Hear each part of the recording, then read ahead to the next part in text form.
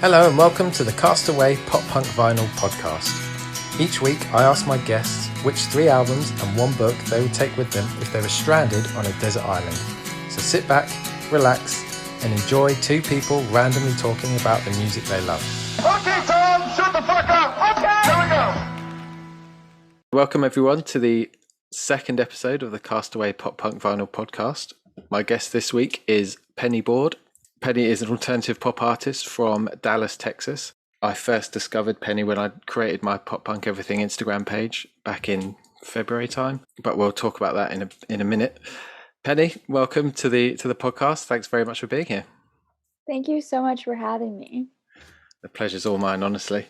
So as I was saying, I first came across you when I saw that you were on a playlist or a cover album where you'd done a Never Shout Never cover of I think it was Trouble. And I was like, yeah, this is cool. I dig this, cool vibe. So I followed your page, and then you were kind of in the process of releasing music. And then you released Emerald Green. But before I'd heard the song, you put up on Instagram like a video of yourself in your car saying, I've written this song about all these feelings that I'm having, and here's what it sounds like. You just kind of blasted the chorus. And I was like, fuck, that sounds so good. Like really well produced, so catchy. And then I heard the song, and the verses were like so different to the chorus, but like so cool. And the tone of your voice and everything, I just fell in love with it. I think I told you, I was like, oh my God, like keep writing music like this. And then you've just released, I want to say second single, but you have got previous songs that you've done in the past. But I feel like your music now is kind of gaining some traction. Right. Gemini, which is out now, but which again is an absolute superb track. So it's an absolute honor to have you on here. And I hope that more and more people keep discovering your music and you become very successful, because I think you deserve it. So thank you. I really appreciate all of that. That means so much to me. No, you're welcome, honestly. And like you've got the whole like branding going down, like the green vibes. And I think, you know, some artists are a bit like, I don't really know what they stand for, what they're about, but it's definitely clear from your page and your music what you're all about. So it's a pleasure to have you on here, honestly. So for those who don't know, for anyone who hasn't listened to the one episode that I've done in the past, this is all about Penny becoming a castaway on a desert island, and she's been given 3 albums and 1 book. And we're just going to talk about those 3 albums and 1 book and what they mean to you and why you chose them. And we'll just have a chat, really. So if you could tell everyone the first album that you would take with you if you were stranded on a desert island. Okay, so the first one, this was really hard for me to do. It's very tricky. Yeah. But the first one that came to mind is a recent album that came out, and it's Blood Bunny by Chloe Moriando. Nice. From like beginning to end, it's beautiful. It's very refreshing. It's not like a lot of things that I've heard before. And I feel like this really captures like who she is as an artist, and just like it's like a new era for her in a way, which I really appreciated. And just like the whole concept of it was amazing. The videos are super cool. I just loved it. It was a lot of growth for her, for sure. Yeah, she's awesome. And like you said, she's a very recent artist. So first of all, she's 18. This album is incredible for an 18-year-old. There's no way that I'd be writing music like that at 18, for sure. I know, right? I'm like 25 and I just started doing this. Yeah, exactly. And it's so relatable. And I think I saw James Corden giving the album a plug. Which obviously is, you know, really cool for her, because I hadn't heard of her till relatively recently. And yeah, this album is really, really cool, and it's really different. Like each track is different within itself. So you hear one song and think you have an idea of the album, and then the next one is just completely different direction. Do you have a particular favorite track? Probably Vapor. I feel like not a lot of people talk about that one a lot. If it's from the singles, then probably Girl on TV. But something about Vapor is just so like raw and honest, and she really just puts all of her feelings out there and just kind of talks about a subject that like people don't really like to talk about. And I love when artists do that. It's just really about like, you know, Yeah. not everything lasts all the time. Like, what if it just goes away? Yeah. And just like cherish those moments. Absolutely. Yeah. So Vapor is the last track, which is, I guess, why people don't talk about it as much. Right. Yeah. Because people listen to an album and kind of fade away from it towards the end. Um, It's also slower and just like way more emotional than the rest of the album. yeah. I mean, ironically, my favorite song is probably the opening track. Really don't care. I just think it's a really great opener to the album. So have you ever gotten to see her live? No, but I have tickets to see her November 14th in Dallas. I'm really excited. Oh, that's cool. It's gonna be great. It's in a smaller venue, so that'll be fun. It's always good when gigs are in a small venue, because I go and see. I'm quite lucky. I don't live too far from London, so I get to see bands all the time. Uh, especially the bigger bands that come over from the States. But bands like Green Day will come and play a stadium, and they're like little ants on the stage. Right. Then they'll do like a secret show. I remember seeing Foxborough Hot Tubs at 1 a.m. At the Islington Garage. It was just like they came straight from playing a Wembley gig, and it just did like a 200 capacity venue at the middle of the night. It was so cool. So yeah, that intimate vibe is definitely where it's at for me, as opposed to going to huge sold out arenas. Oh yeah, I love it. I think probably the only artist that I would see in like a stadium setting is Taylor Swift. Yeah, Really depends for me. yeah. I've seen Taylor Swift. She came over and did Hyde Park. She's also absolutely awesome. She puts on a great show. Yeah, she really does. So for people that haven't heard of Chloe Moriondo, then who would you say she sounds like? For fans of who would you suggest?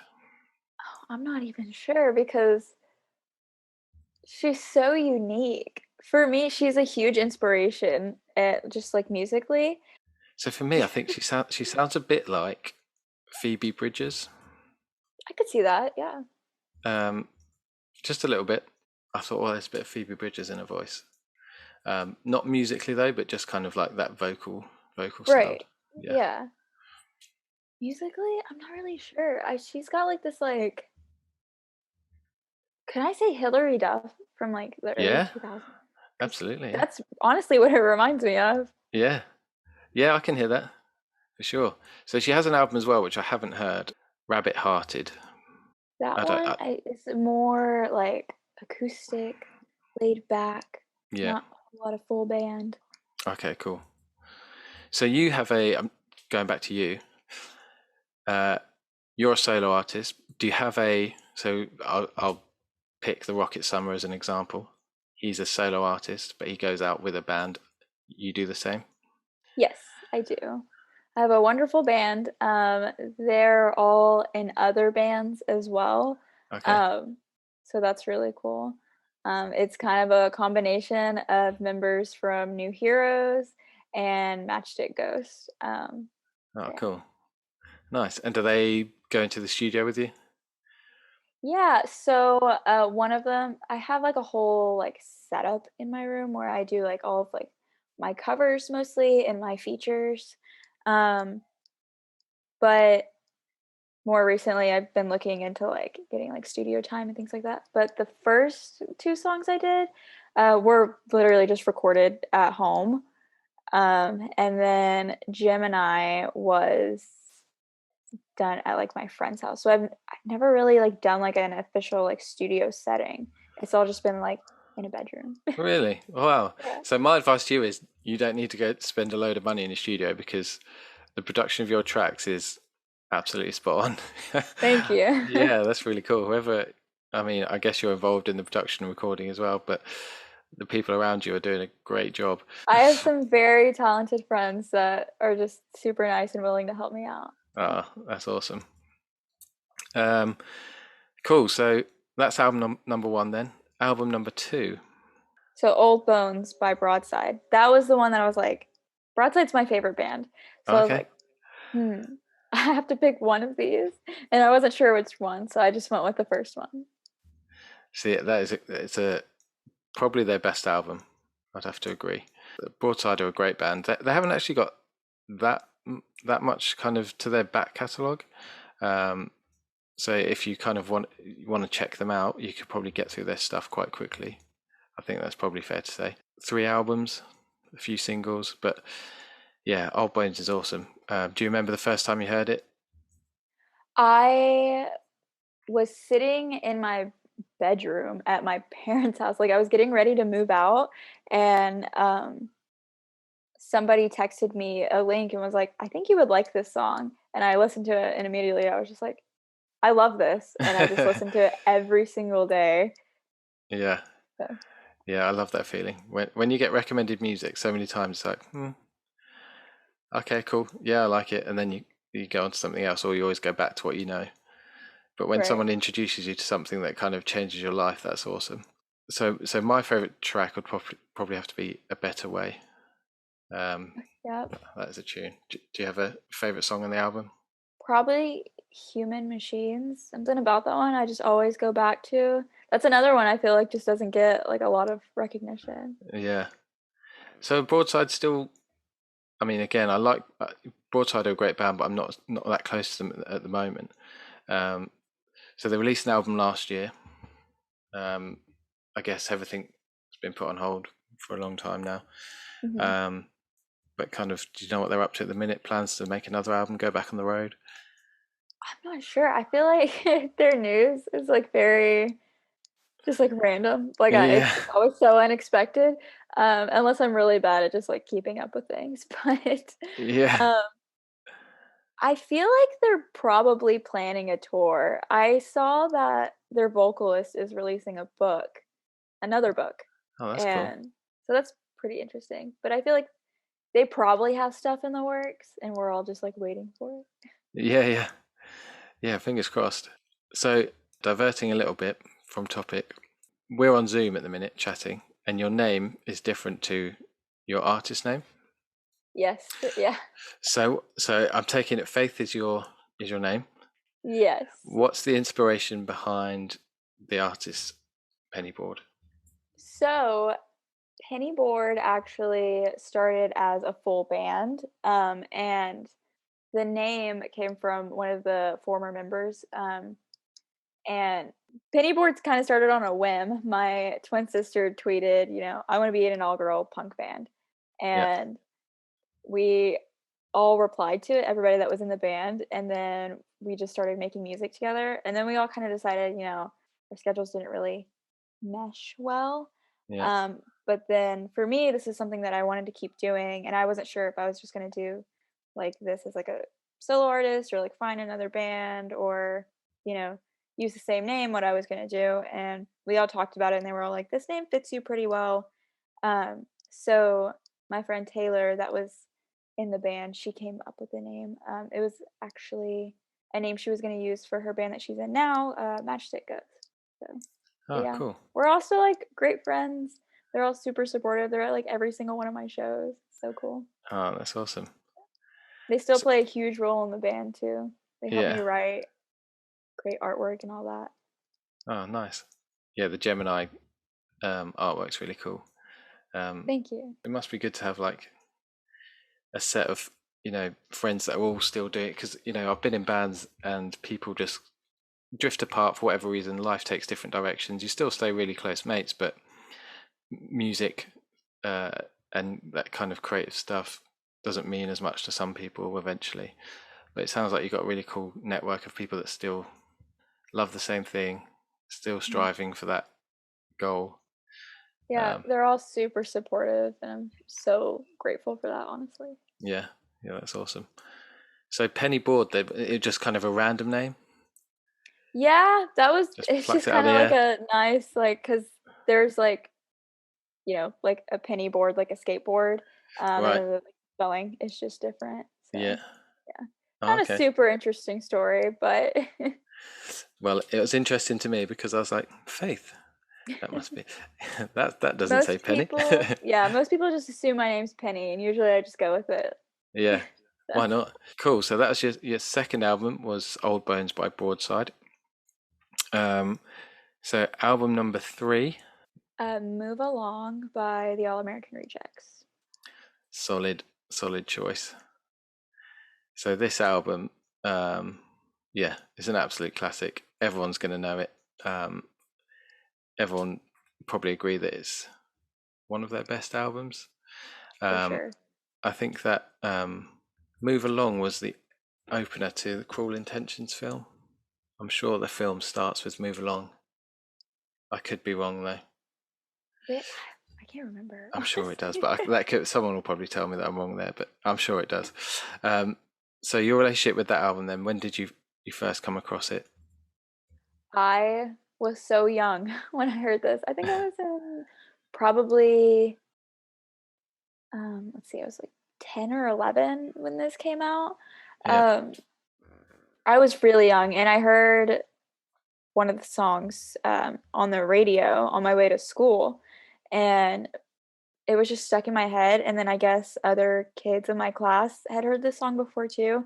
And I remember someone in my class kept singing the words.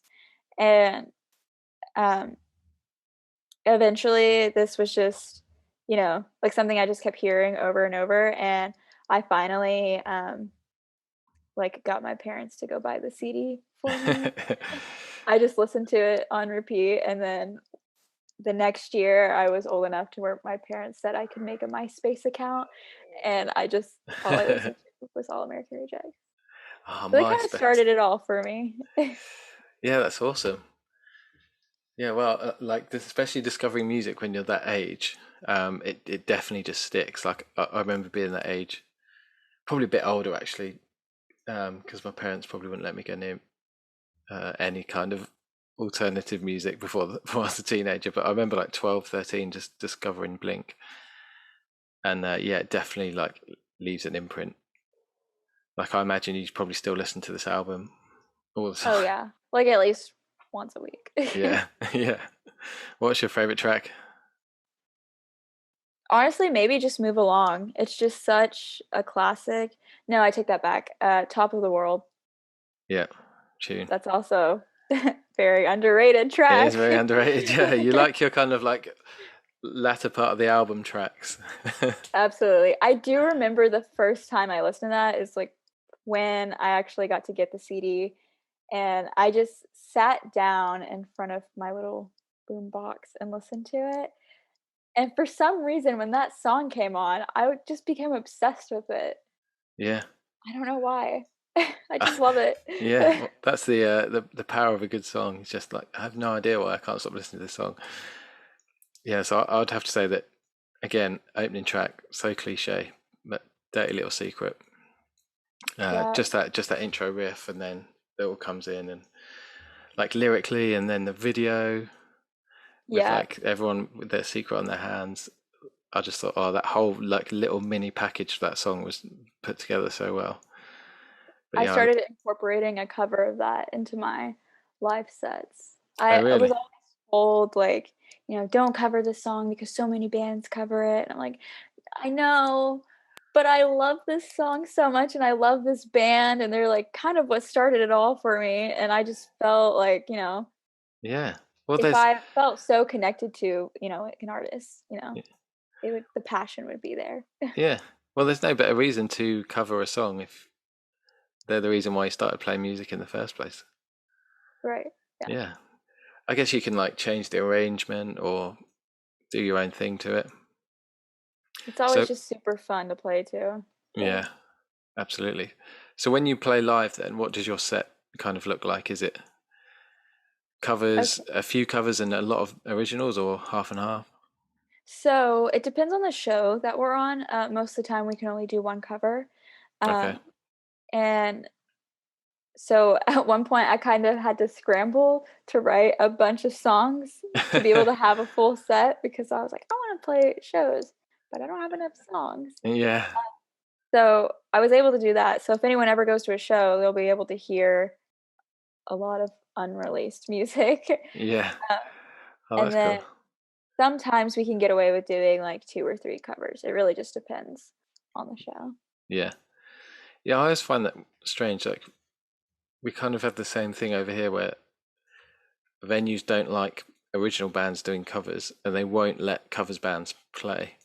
So if you're in a cover band, you have to do very specific nights, and that's kind of fine. But yeah, if you're an originals band and you do a cover, it's kind of frowned upon a bit. But the covers are what gets people going and gets people into you. Like every single band started doing covers. That's how Yeah. you don't just get together with four not strangers, but four musically, you've never played music together. Oh, let's write a song. Like you, Yeah, I appreciate like being able to showcase what we've come up with as a band. But also it's just these people don't have any idea who I am, and I need just something to reel them in. So yeah, usually a cover just works perfectly.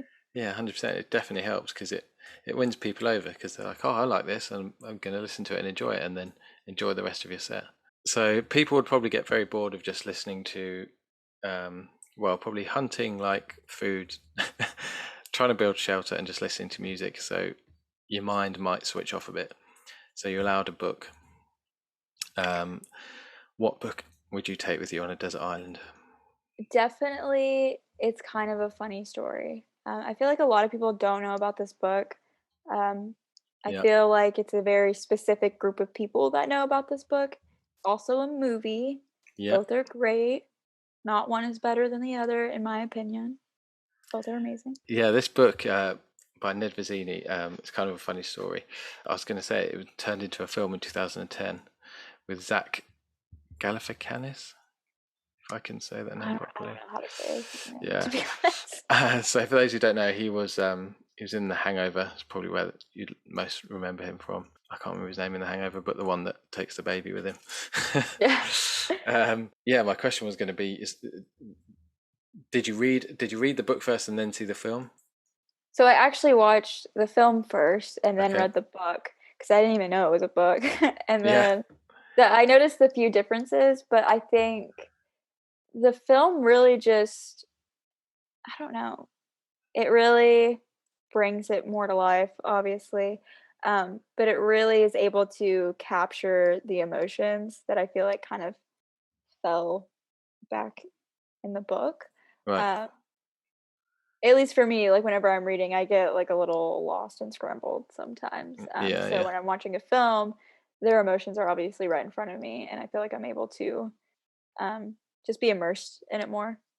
Yeah. So Absolutely. So for those who don't know what it's about, could you give like a quick summary of what the book slash film is about?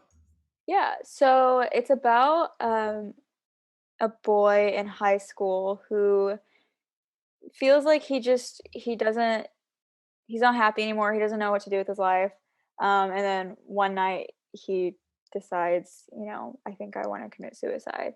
And instead of doing that, he takes himself to a hospital and checks himself in. And then throughout the week, you kind of see, like how his perspective on life changes just because he's meeting all of these people. Because he gets thrown into the adult wing of the hospital. And he hears all these stories that just kind of changes his life. But in the movie, there's a bunch of just like lighthearted moments. They threw like romance in there, which was a little weird at first, but I guess it Yeah. helps to break up the serious topic in a way. Yeah. So, Yeah, kind of like that they threw in the romance, especially when he first meets the girl. And she says, it has." She got a T-shirt on that says, "I hate boys," and he's like, yeah, cool shirt." yeah. And I think that kind of wins him over a bit, or wins her over a bit. The reason why people like films and or books is one, it's a really good story and it's really well told and written, or you can relate to it in a deeper way. What do you think it is for you? Or is it a bit of both? For me, whenever I read the book, I was also in high school and just going through a really hard moment in my life. And it was kind of nice feeling um, like I wasn't alone and it was just super relatable. And I knew these were just characters, but the author, you know, wrote out of like personal experience and things like Yeah, that. So it was kind of just nice to know, things do get better, and yeah, it was a yeah, nice positive reminder in the end. yeah. I think it just reminds us that whatever's happening, everything's just like peaks and troughs, and it's like the weather. Bad times will go away. Life changes all the time, and your perspective changes all the time, and you get older, and things that seem really important, not so much anymore. Right. Yeah. But I read that the author, Ned Vizzini, he actually committed suicide in 2013. Yeah. I was so sad when I found that out. Yeah. So it just goes to show you, like, he was obviously really capable of being able to tell his story, because it's, like you said, it's very autobiographical. So it was very switched on to what he was going through and how to help people, but he still was in a really dark place. So I guess it just kind of highlights the importance of these stories existing, and also being able to, reach out to people. Yeah, I ended up buying a few more of his books because I loved that one so much, and I feel like I've met him just like reading all of these. So yeah, but, yeah, it was devastating to find that out. Yeah, for sure. Yeah, authors can do that. It's like John Green, and is it? Oh, I can't remember what story it is. It's not the Fault in Our Stars, but the one where the girl's like, "I need to know the ending. What happened?" And the author was like, "It's just a book. Don't worry about it." What is that? I know what you're talking about, and I can't remember. I can't remember. Anyway, sorry, John Green. If you ever listen to this, apologise. We don't know the name of your book, but we know the plot, and it's like that. It's you get so invested. But obviously, this is kind of, John Green is a fictional writer, and it's kind of a funny story. Is actually very personal. And whilst it is funny in the film, they've given it a comedy twist. It's a very personal and an important story to tell, I think. Also, that's your book for people who want to read it. That is. It's kind of a funny story by Ned Vizzini, 2006 novel turned into a film in 2010. I highly recommend it. That is your Castaway pop punk vinyl / book collection. That can be that'll be buried in a treasure box waiting for you in some island somewhere. I think I'd be entertained. Yeah, I think so. I think you've chosen well. So what's life like in Dallas at the moment? You all good? It's hot here. Is it hot? How hot is it? It's 102 degrees. Well, Fahrenheit, I don't work. What's that in Celsius? I don't work in Fahrenheit. I have no 102. idea. I'm just going to quickly Google it. It's just really hot. Oh, 38.8. That is boiling. Mm-hmm. So bearing in mind that in the height of summer in Dubai, it gets to about 50. Apparently that's completely unbearable. So yeah, you got aircon? Yeah, I think it might be going out though. So Oh no. struggling. Yeah. So you in Texas, you guys have like quite a cool music scene. You've got Bowling for Soup. Yes, we do. I've seen some bands follow you that I've kind of will be on this podcast and I chat to a bit. So there's Cheer Up Dusty. Yeah. Do you know those guys? Mm-hmm. Yeah, they're awesome. Crooked Teeth. Yes. Yeah, he's got a blue tick, which is pretty cool. A High Score. They're pretty cool. Last Letters. Yeah, High Score and I were actually like in the same city, so. Oh really? We'll probably be playing shows together in the future for sure. Yeah, that's wicked. I was supposed to drive, like, do a bit of an America road trip last year, but obviously coronavirus happened, and we were staying in Dallas, or at least driving through it. But I do really want to get out there at some point. I don't know when it'll be now, but it seems like a really cool place. There's a huge music scene here for sure. Yeah. A lot of pop punk, a lot of hardcore music. Yeah, there's plenty of music coming out of Texas, which is really cool. Well, thanks a lot for joining me. Thank you for having me. It was cool to finally get to talk. We've only had Instagram. I know. Yeah, it's cool. Yeah, hopefully at some point I'll come to Texas. Maybe one day you'll come play shows in London and I'll come for sure. I would love that. I have family in Germany, so maybe a little Europe. Yeah, a little European tour. Yeah, count me in. I'll definitely be at one of your shows. I hope that people continue to discover you and discover your music. I think you'll appeal obviously to the pop punk vibe, but you kind of have you have melodies and stuff which are very easy to listen to. And it's easy to see the masses really enjoying your music. Yeah, it's definitely a little more on the pop side. So I feel like it Yeah, reaches a wider audience somehow. So yeah, especially like the Gemini chorus. It's got a really cool like I don't know if you ever heard of Busted from I've not. the UK. I'll DM you one of their albums. They got quite big over here.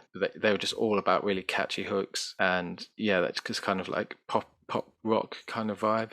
And then you have that you have like a synth hook in the chorus underneath it. I love that. Yeah, and they did a bit of that as well, and it just really reminded me of Busted. And they were absolutely huge over here. They tried to crack America, never could. But not many British bands can crack America. You're tough to crack. Yeah. um, but yeah, Yeah, send it over. I'll check it out. I love pop rock, so yeah, I will do. But yeah, I hope people continue to find you. Keep doing what you're doing. Keep writing music. It was great to finally chat to you in person. thank you so much. Cool. I'll speak to you soon. Take care.